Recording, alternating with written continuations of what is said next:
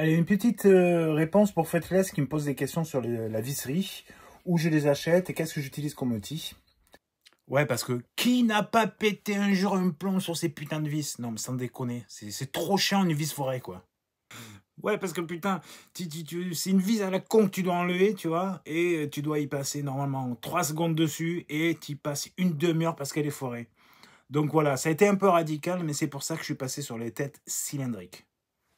Et puis les vis en inox, c'est cool, ça rouille pas, ça c'est chouette. Alors c'est sûr que quand tu achètes un paquet de vis, c'est intéressant niveau prix, mais c'est vrai que ça chiffre assez vite. Mais par contre, c'est clair que quand tu achètes les kits complets pour traverser, parce que les marques en général te fournissent aussi des sachets de vis complets pour ton modèle, par exemple, ça coûte un bras, quoi, quand tu calcules. Quand tu achètes, je sais pas moi, pour 15 balles de vis et tu as, je sais pas, t'as 30 balles, t'as 30 vis dedans, ça fait cher quand même, ça fait cher. Donc c'est sûr que c'est un investissement au départ, les vis, mais tu es gagnant dans le temps, quoi. Alors moi j'ai pris systématiquement l'habitude de virer les vis en tête bombée pour les remplacer par des vis tête cylindrique. Pour la bonne raison, c'est que c'est tout simple, c'est que là tu as une empreinte sur la vis tête bombée de 2 mm, donc c'est pas très profond, alors que quand on est sur une vis à tête cylindrique, pardon, on est avec une empreinte qui est en 2,5, donc, et puis on est surtout vachement plus profond, tu vois. Quand on regarde la longueur, c'est pas pareil, c'est clair qu'à l'empreinte, là, avec la tête cylindrique, on va beaucoup plus profond, donc au niveau des outils, c'est beaucoup plus intéressant, l'accroche est meilleure. Alors moi je les achète chez SPB. SPB c'est un grossiste en fait qui est à côté de chez nous, qui est à Avignon. Mais bon, des grossistes en visserie, il y en a partout. Alors, il y en a en ligne, mais le problème de ce qui est en ligne, c'est que de toute façon c'est un gros business la visserie. Et en fait on te les vend à prix d'or quand tu calcules. Donc là par exemple, là chez SPB, ok c'est une chose, c'est ce fournisseur-là, mais il y a sûrement dans chaque région où vous avez un grossiste de vis. Et donc, il n'y a pas de souci d'acheter des vis chez eux, quoi. Voilà. Donc là, par exemple, pour te donner une idée, tu vois, sur la première, je sais pas, on va prendre, allez, ça c'est par exemple de la vis M3. Donc c'est de l'inox. Alors l'inox est largement suffisant. On est de la visserie plastique, donc on est souvent vissé dans du plastique, donc pas besoin d'avoir de la vis de dingo dessus, ça tient sans aucun problème, quoi. Donc là on est sur du M3. On a du 16 en longueur par exemple. Hein. J'en commande 100. Tu vois, pour 100, je paye 4,18 € hors taxe, pour donner une idée. Quand tu commandes 100 vis à l'unité sur les sites en ligne, c'est clair, ça coûte un bras. Alors après, c'est vrai que le top, c'est moi je me suis fait ça, c'est-à-dire que voilà, tout est catégorisé et rangé dans ces petits casiers là. Et donc quand j'ai besoin, eh ben, je tape dedans. Tu vois, quand on regarde, effectivement, j'ai quand même beaucoup de cylindriques. Et bien sûr, bon, j'ai quelques têtes bombées qui restent. En général, c'est ce que je récupère des machines quand elles sont neuves. Là, je les mets directement dedans. Ou bon, des fois, on n'a pas le choix aussi d'utiliser de la tête cylindrique. Mais bon, voilà. Moi, j'ai fait le choix de, dès que je peux, virer les têtes cylindriques. Alors, c'est vrai que il y en a un paquet, quoi. Voilà, là, 6 mm, 8, 10, 12, 14, 16, etc. Jusqu'à des plus longues, 25, 30, 35, 40, alors même 50. Alors après, c'est clair que des vis aussi longues, ouais, je les utilise pas tout le temps, quoi. C'est certain qu'en général, les 35, 40, 30, c'est ce qui va sont les vis qui vont dans, par exemple, dans les supports de différentiel. En général, c'est des vis qui sont un peu longues, comme ça. C'est quand même beaucoup de M3. Et après, quand je suis sur du M4, en général, c'est quand je suis sur les grosses machines, là, sur les X-Max et compagnie. Et puis après, on a aussi les têtes fraisées. Les têtes fraisées, bon, ça en général, c'est les vis qu'on retrouve en général sous les châssis. Voilà, c'est ce qui tient. Support moteur et compagnie, quoi. Voilà.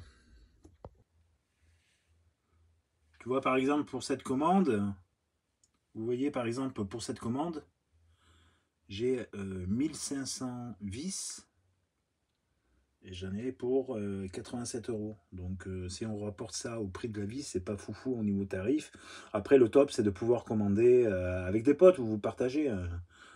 Moi, c'est souvent ce que je fais quand mes copains en ont besoin. Hop, je vais faire le marché chez eux, là. Et puis après, on se repartage les vis, quoi. C'est vrai que la visserie, c'est un gros investissement quand même, parce que enfin, moi perso, j'en passe beaucoup, vu que je les remplace systématiquement, et c'est pour ça que j'achète à coût de 100 vis minimum par série, voilà. Après, c'est clair que je vois qu'il y a des tailles que j'utilise le plus, quoi. En 10, 12, voire 16 mm, c'est ce que je passe le plus souvent, mais c'est souvent du 10, 12, 14, mais de temps en temps, on passe un peu du 8, on passe du 6, bon, enfin, le 6, c'est rare, hein, en 6 mm. Mais ouais, ça m'arrive d'en avoir besoin, quoi. Pour répondre à la deuxième question de Fretless, au niveau des outils, qu'est-ce que j'utilise? Alors, moi, ce que j'utilise au niveau des outils, alors, ce sont des outils vraiment classiques qu'on retrouve un peu partout, que ce soit sur les sites de RC, mais aussi que, honnêtement, que je commande aussi sur Amazon ou sur AliExpress. Mais ces outils-là, en général, on va dire les tiges là, hexagonales, en fait, en général, tiennent pas très longtemps. Et dès que vous avez une tige qui commence hexagonale qui commence à être foirée, c'est là où on commence à foirer les vis qu'on a sur nos RC, et surtout sur les têtes bombées où on n'a pas beaucoup de profondeur d'empreinte.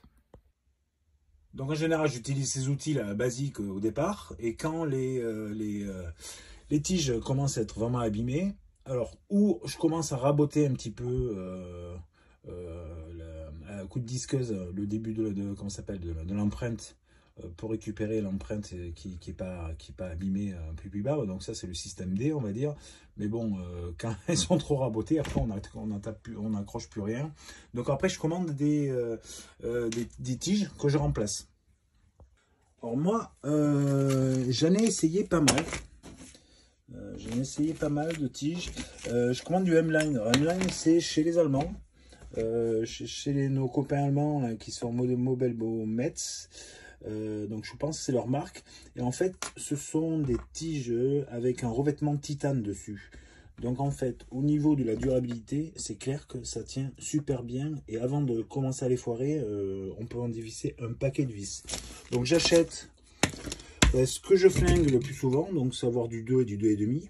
Parce que c'est vrai que souvent on achète les sets complets là, et puis on se retrouve toujours avec les petits 1,5 et les gros là, à 3 mm qu'on n'utilise pas des masses. Donc ouais, je commande après à l'unité quand je commence à avoir des tiges là, de tournevis qui commencent à être un peu abîmées, bah, j'utilise ça. Et après j'en ai essayé aussi, sur AliExpress, c'est tout, mais je trouve que vraiment dans le temps ça tient pas. Alors après on peut aussi en trouver sur les sites de vente en ligne spécialisés dans le modélisme. Mais bon, moi perso, je prends chez eux. Ça coûte 4 € je crois, la tige, là, à l'unité. Comme ça me permet de remplacer vraiment que ce que j'ai d'abîmé. Bon, là, je crois que je sais plus, on est pour les visseuses, là, on est à, je sais plus, 10-12 € je crois. Mais honnêtement, je les tiens vraiment super longtemps, quoi. Voilà. Et bon, j'ai quand même une utilisation un peu intensive au niveau de ces outils là, entre les différents RC. Donc voilà. Donc voilà, j'espère que j'aurai répondu à ta question, Mr. Fretless.